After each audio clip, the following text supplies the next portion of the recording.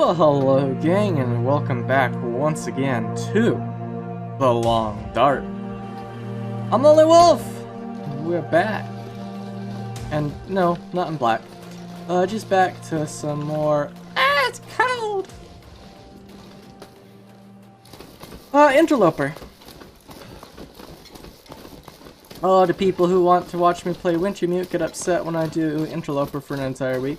And all the people who want to watch me do Interloper get upset when I do Wintermute for an entire week. So this week, sans today, but that's not today now that you're watching. But sans today, we are going to be doing a split section of both Wintermute and Interloper. And we'll probably get some stock to throw back into the mix very soon as well. For those of you who aren't aware, the update, Errant Pilgrim, has landed. And with it have come a host of changes, a new region which I'm eager to fully explore. I've just started exploring it. And the whole 9 yards, as well as some other feats and a new challenge, which I will likely try at some point. We will probably be having some guide videos come out on... I say we. I don't know why I always say we. Like, who's the collective we here? Me and the voices in my head, or the turd in my pocket? I'm not sure which, because it's literally just me. It's not like this is a multi-channel network or something, and, you know, this isn't the Yogscast or something. We, I mean me, I will have some guides coming out, hopefully, on some of the items in the update. I don't need sticks, but I'm still picking them up. Old habits are hard to bust. Anyway. What was it? Oh yeah, guides. Yes, guides. So we should probably... There I go with that we again. I will probably be having some guides coming out on the subjecto of the updato soon. But it's gonna take me a while. I want to get in and dig deep before I just start doing any guides. Oh, look at that, we're already hypothermic. Congratulations, it's Interloper. Cold. I think I've just gotten used to the fact that on Interloper, like...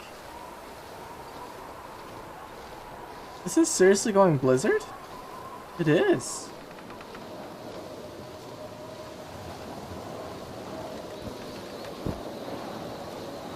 Fantastic. Don't have to worry about wolves. Well, it's still acting like it's sunny. We still got crisp lighting. I would expect that to fade soon. This came in out of nowhere. Kinda had a snowy day. Nobody asked for this. Ugh. Anyway, in Interloper, we, kinda gotten used to the fact that, you know, a relatively solid portion of each week is going to be spent burning condition, followed up by a stint indoors recovering from said condition burning. I'd never have claimed to be an expert on Interloper. Nor do I think I ever would. I'm really good at understanding game systems and all that jazz. Let's hope I didn't actually get stuck and turned around, but I'm pretty sure I know where I am.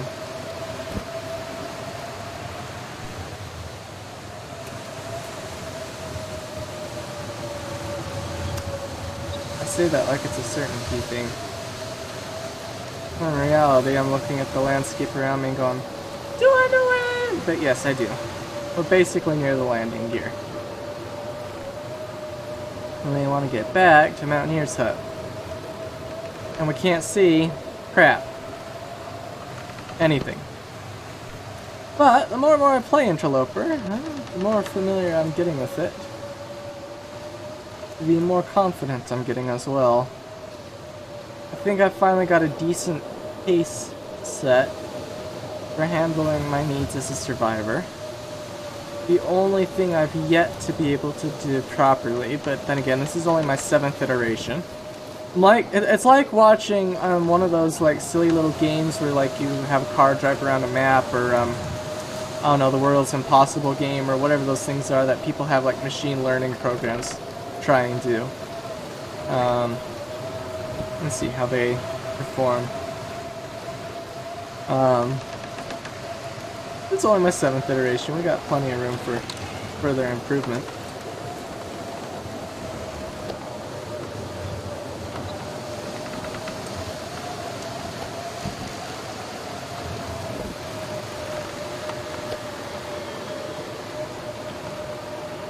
There we go. Alright, let's not burn any further heckin' condition than we need to. Let's pull this out and harvest it for its singular little stick. I didn't drop those off. Well, call that an oops.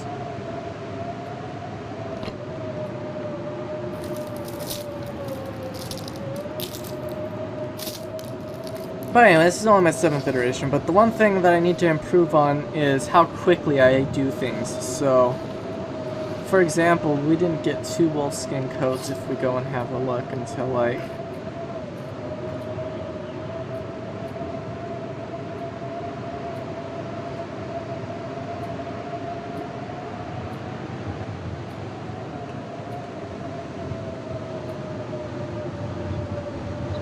Well, before we made that final section into there, yeah. Around day 30 something.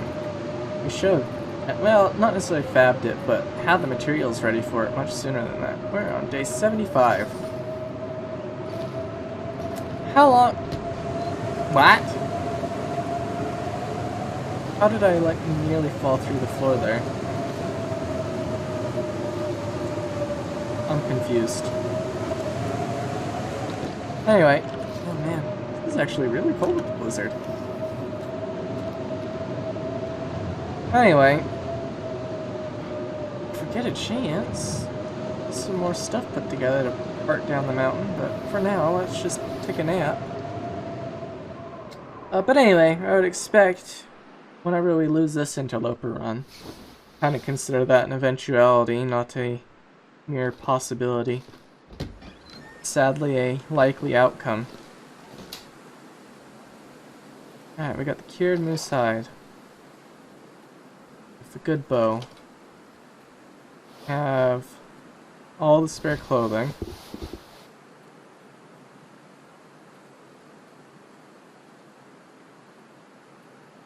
Tools. Don't want to leave a sewing kit behind, nor that hacksaw. Torches and the cans I don't really care about, I got cans. Steel.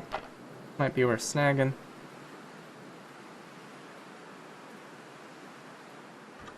Alright, that basically covers that. That's almost cured. Let's grab some, but not all of the medical materials.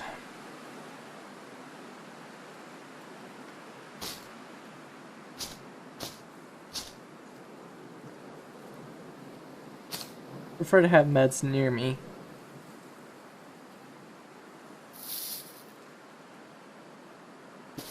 Just in case we ever come back here, I want some items. But because we're so far out of the way and removed up here, I can't imagine.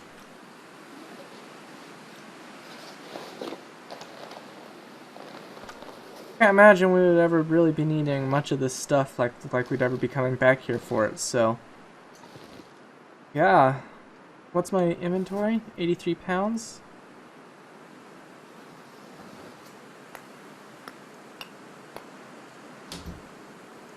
Get some more of this, just a little bit though. That puts us right on the limit. Alright, we will be making one more trip back, and that's going to be for food.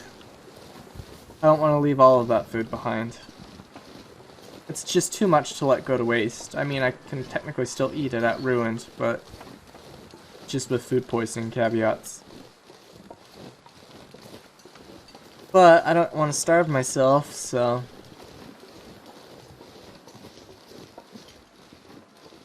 One of those things, it's a a little bit harder to plan around than most figure, I guess. Or at least as far as I would have considered figuring. The only questions still tickling my mind is temperature values. I realize Timberwolf Mountain and Pleasant Valley are like the two coldest regions as far as I'm aware. Obviously everything just gets blasted cold eventually, but Timberwolf Mountain and Pleasant Valley are supposed to be the coldest regions. If that's the case, wouldn't Coastal Highway and Mystery Lake be relatively warm? I can't quite remember exactly how some of the others fall in, as far as temperature goes. But I know for a fact Timberwolf and Pleasant Valley are considered amongst the coldest.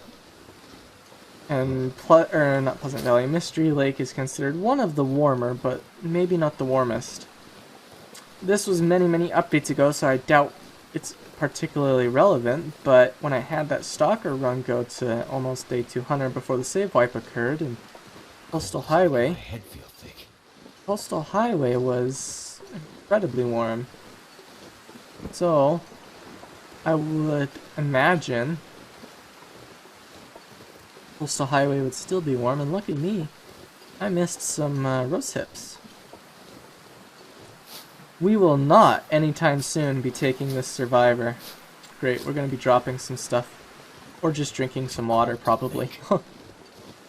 Those rose hips don't weigh much. Well, we are burning some condition, aren't we? Doing this whole pack out. I kind of don't mind so much. We've been running much higher on my condition meter than I would have considered normal. I don't know, I kind of feel like abusing conditions just part of Interloper. It's there, it's a resource, use it. The mindset change, holy cow. Perhaps I should make a guide on this, although I feel like I'd be pretty bad off at describing it, but the different experience modes in the Long Dark kind of put you into a specific mindset of survivability and how you do things. Voyagers, like, don't ever let your fatigue drop below 50% because your carry capacity, well, not that low, but, or not that high, but like below 30% because your carry capacity suffers so quickly in Voyager. And I guess maximize weight capacity because there's just so much loot. I wouldn't really know what a Pilgrim mindset is because I don't play Pilgrim, nor have I ever really. The only Pilgrim soundboxes I have running are for science and shenanigans. I don't actively play them. But I remember when I first played the game, literally all my resource bars except for fatigue, well, even fatigue to a degree, I didn't dare treat as a resource. They were a precious commodity meant to be conserved. And I started in Voyager. And this was actually before Interloper was a thing. Stalker used to be the highest difficulty, back when I first got the game. And the mindset change from Voyager to Stalker wasn't that rough. The only mindset change I had to make was starvation is a real probable necessity the first couple of days. Maybe even up to your first week in Stalker, depending on how you do. Map knowledge was paramount, and wolf avoidance skills needed to be worked on so heavily. Oh boy. I never died in Stalker to a wolf, that I can recall anyway. But I got in so many fights. So the mindset change was more so cold's a factor now. Because Voyager cold wasn't a factor after like day 3 in any run for me. So cold's a factor now. Loot's sparser, meds are necessary, must avoid wolves, get map knowledge. But the mindset change coming from Stalker to Interloper was massive. Figuring out the balance of striking movement was incredibly difficult, I would say. It took a fair bit, that's for sure. It's not something that was done easily or lightly, that's for sure. It's kind of one of those things that, it's why we're here in Season 7 now. Me and this invisible we. simply because I've learned over my mistakes. I've gotten far better at dealing with wolves. Far better than I ever imagined I would get.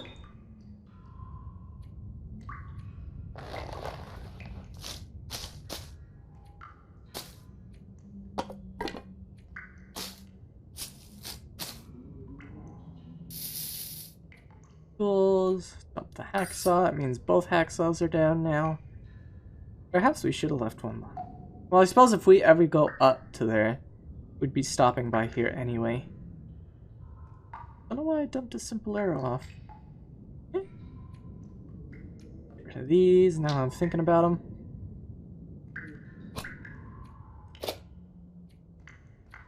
There we go. Spare clothes. That's where we were.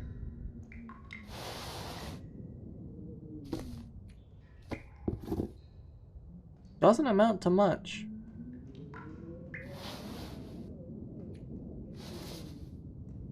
Been hanging onto that ski jacket just in case.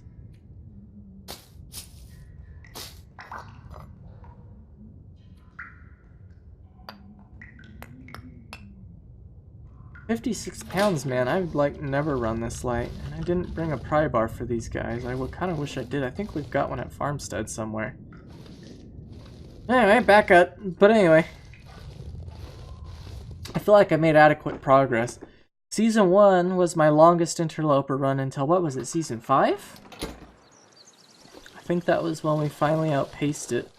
Can't feel my hands.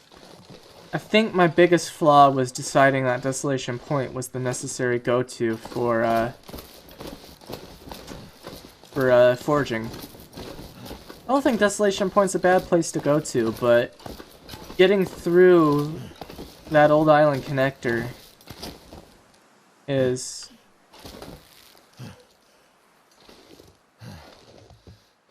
well, it's just one of those things that's...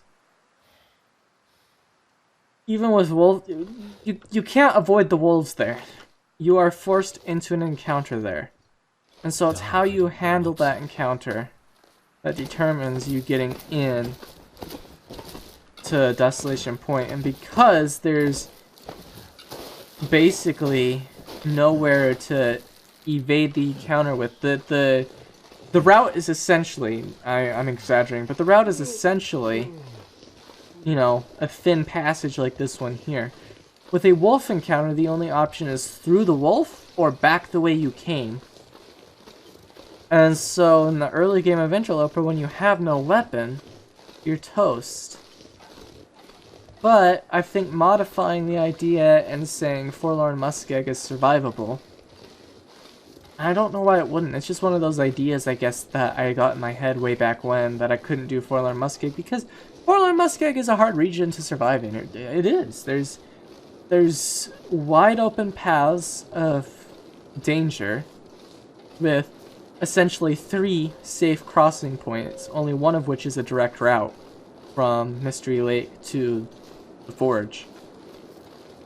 And there's wolves, and if you get caught in a blizzard and you don't have the specific turns, depending on which island you're on, memorized, which I don't at this point in time, I did at one point, then you're kind of screwed unless you can just kind of sight your way along. There's different areas of Forlorn Muskeg that are certainly navigable, like around the outskirts where you've got the different bluffs and cliffs. But yeah, just the overall temperament and layout of Forlorn Muskeg led me to believe, from at least my Stalker enjoyment there. Not that Forlorn's hard in Stalker, at least not for me. It's a relatively easy region. It's just kind of barren and boring, I guess. Not that hard. But yeah, knowing the difficulties of that region and saying, alright, we're going to take a Loper through there. Such a bad idea, at least in my head. And it worked out well. I say that. We lucked out. I was at, what, 30% condition or less when we bumped into Yogi and barely avoided him and then got jumped by Wolf. And the only reason we survived is we happened to have a heavy hammer. Because no other weapon at our fatigue levels would have gotten a wolf off us. I'm sure many of you have watched it. I did my guide video on wolf struggles and why I think the hammer is hands down one of the best weapons, because all my playthroughs and my heavy sandbox testing, I think I did well over total to date now 20 hours. Or maybe it's 10 hours? Something like that. Of sandbox testing where I'll take a sandbox survivor and specifically force them into an encounter with a wolf. And then like later go back and see how long it took in like seconds. Sometimes I count clicks. You know, how many mouse clicks did it take? Check the condition levels, see where I landed with condition. So note the percentage decrease of condition. There was one specific detail I forgot to include in the videos, and that was survivability ratios of wolf encounters is also heavily dependent on the protection value of your clothing. But I guess that video is more geared towards the discussion of which weapon's best. But anyway, on that note, hammer is hands down the best, at least at just getting a wolf off of you, because even though it's heavy and it lowered fatigue rating, like look at what I'm rolling at now. We're not surviving a wolf encounter simply because I actually don't even have a wolf weapon on me. Or an encounter weapon on me. But I'm in an area where I have no reasonable expectation of encountering a wolf. It's basically physically impossible for a wolf to be here.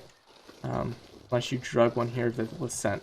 But anyway, hammer's hands down the best simply because of its capability of scaring a wolf.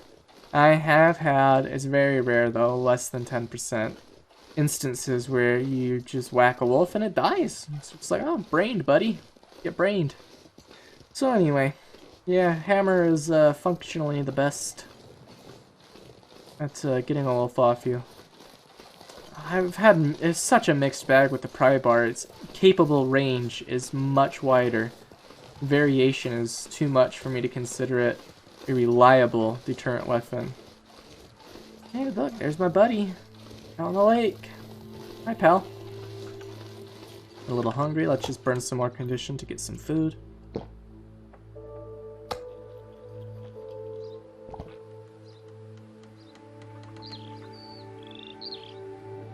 Deer's out in the lake. If we needed food, we could get it.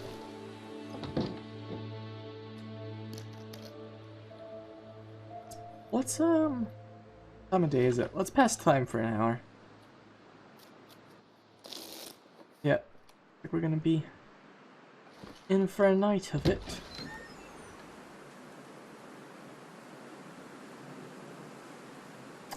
Well, anyway, that's gonna do it for this episode. I've been Lonelywolf. I hope you guys did enjoy.